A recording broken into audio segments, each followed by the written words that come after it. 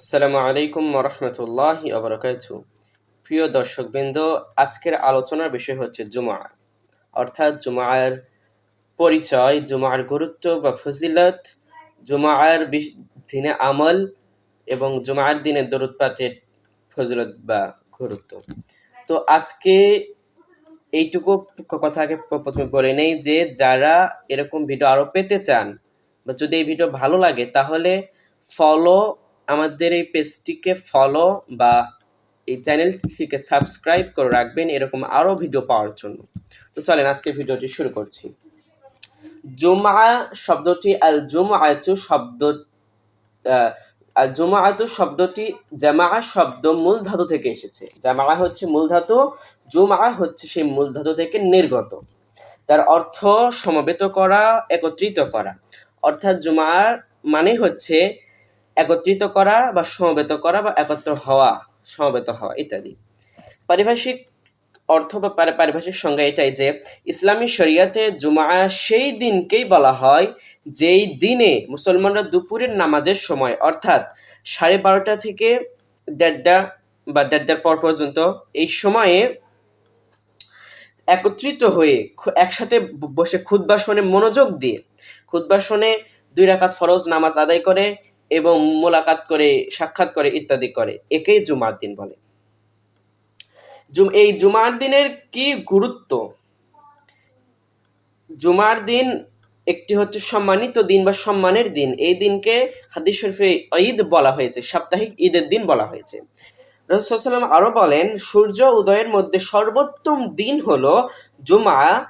এই দিনে আদম আলাইহিস সালামকে সৃষ্টি করা হয়েছে, তাকে জান্নাতে প্রবেশ করানো হয়েছে এবং তাকে যে জান্নাত থেকে বের করা হয়েছিল সেটা হচ্ছে এই দিনেই সবকিছু করা হয়েছিল। এটা হচ্ছে সহিহ মুসলিমের হাদিস। আরেক হাদিসে রাসূল সাল্লাল্লাহু আলাইহি ওয়াসাল্লাম বলেছেন জুমার দিনের প্রস্তুতি সম্পর্কে, যে জুমার দিনে কি কি করবে।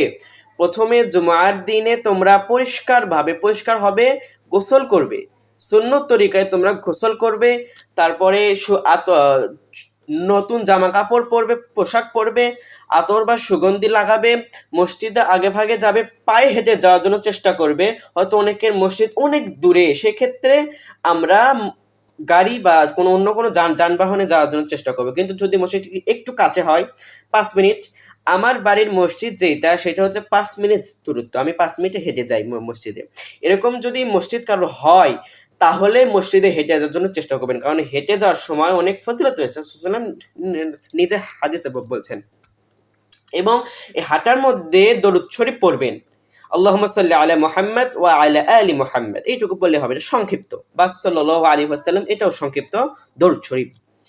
আচ্ছা, এরপরে মসজিদে গেল, মসজিদে গিয়ে কোনো অন্য মুসলিম ভাইদেরকে কষ্ট না দিয়ে যেখানে জায়গা পাবে সেখানেই বসবে। অনেকে দেখা যায় ঠেলে ঠুলে সামনে চলে যায়, সামনে জায়গা নেই তারপরেও সামনে যায়, এটা এরকম করা যাবে না, এটা ইসলামী শরীয়ত স্বীকৃতি দেয় না। এবং জুমার দিনে বেশি বেশি দরুদ পাঠ করা এবং সূরা কাহাফ পাঠ করা, জুমার দিনে বিশেষ আমল হচ্ছে সূরা কাহাফ পাঠ করা। এই সম্পর্কে রাসূল সাল্লাল্লাহু আলাইহি ওয়াসাল্লাম বলেছেন, যে ব্যক্তি জুমার দিনে সূরা কাহাফ পাঠ করে তার জন্য 2টি জুম্মার মধ্যবর্তী সময় আলোকিত হয়ে যায়।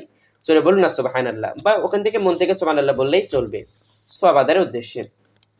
এখন অনেকের প্রশ্ন থাকে যে অনেকেই আলেম ওলামারা বলেন বা অনেকে বেশ এমনিতেই ছোটবেলা থেকে শুনে আসছেন যে জুমার দিন হচ্ছে দোয়া কবুলের দিন বা দোয়া কবুলের সময়। এখন এই সময়টা কখন জুমার দিনে?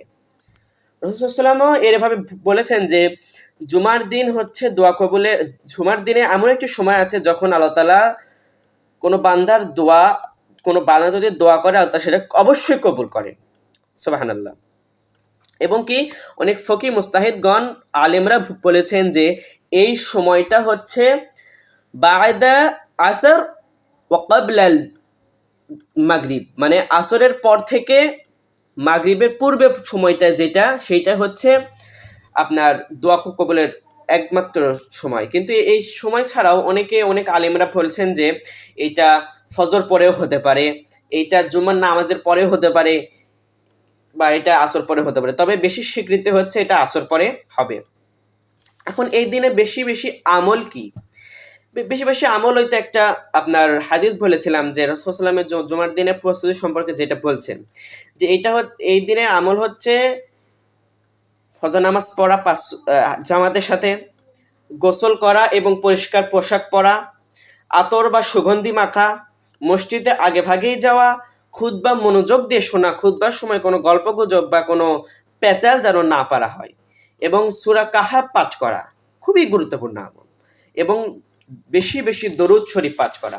এখন এই দরুদ শরীফ পাঠ করার সম্পর্কে রাসূল সাল্লাল্লাহু আলাইহি ওয়াসাল্লাম বলেছেন যে তোমরা জুমার দিনে আমার প্রতি বেশি বেশি দরুদ শরীফ পাঠ করো, কেননা এই দরুদ শরীফ আমার কাছে পাঠানো হয় ফেরেশতার মাধ্যমে। আবু দাউদ শরীফ এর হাদিস।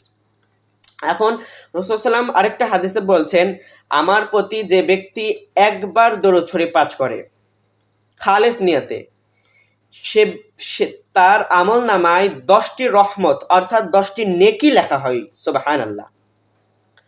অর্থাৎ আমরা জুমার দিনে বেশি বেশি করে পড়ার জন্য চেষ্টা করব, আল্লাহুম্মা সাল্লি আলা মুহাম্মাদ ওয়া আলা আলি মুহাম্মাদ। আবার বলছি, এটা আপনারা মুখস্থ করতে পারেন বা লিখে নিতে পারেন, বা আপনারা এটা সেভ করে বা ডাউনলোড দিয়ে এটাকে বারবার শুনে মুখস্থ করতে পারেন। আবার বলছি, আল্লাহুম্মা সাল্লি আলা মুহাম্মাদ ওয়া আলা আলি মুহাম্মাদ। এইটুকু, এটা খুবই সংক্ষিপ্ত। এর তো সংক্ষিপ্ত একটা আছে, সেটা হচ্ছে ওনার নাম শোনার পর বলা সাল্লাল্লাহু আলাইহি ওয়াসাল্লাম। এইটা হচ্ছে আমার মনে হয় এটা খুবই ভালো হবে। যাই হোক, একটু দোয়া করি যেন জুমার দিন হোক আপনার জন্য, আপনার পরিবার জন্য, আপনার আত্মীয় স্বজনের জন্য এবং গোটা মুসলিম উম্মাতের জন্য, উম্মাতে মুহাম্মাদির জন্য রহমত স্বরূপ যেন হয় দিন। সকলে আমরা দোয়া করি, আল্লাহুম্মা আমিন।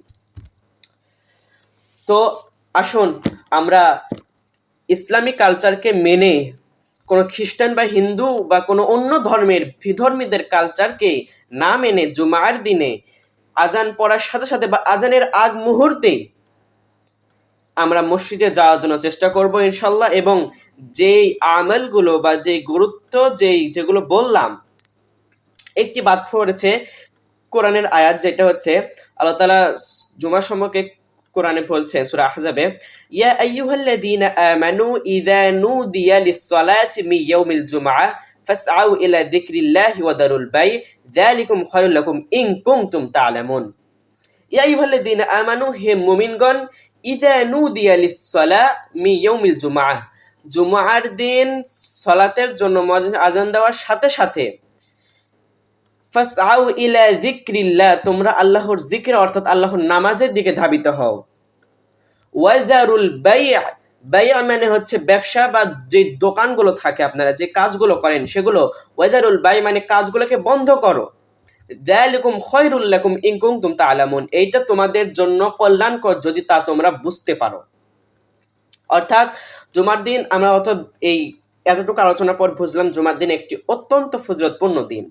এই দিনে আমরা আমল করার জন্য চেষ্টা করব ইনশাআল্লাহ তাআলা। এবং সর্বশেষ একটা কথা বলতেছি, যেটা হচ্ছে এরকম যদি ভিডিও আরও পেতে চান তাহলে আপনারা অবশ্যই এই চ্যানেলটি বা এই পেজটি সাবস্ক্রাইব বা ফলো করে রাখবেন এবং আমাদের নিত্য নতুন ভিডিও পাওয়ার জন্য বেল আইকনটি টিপে রাখবেন। তো সকলের মঙ্গল কামনার জন্য দোয়া করছি, সকল যেন ভালো থাকেন। আসসালামু আলাইকুম ওয়া রাহমাতুল্লাহি ওয়া বারাকাতুহু।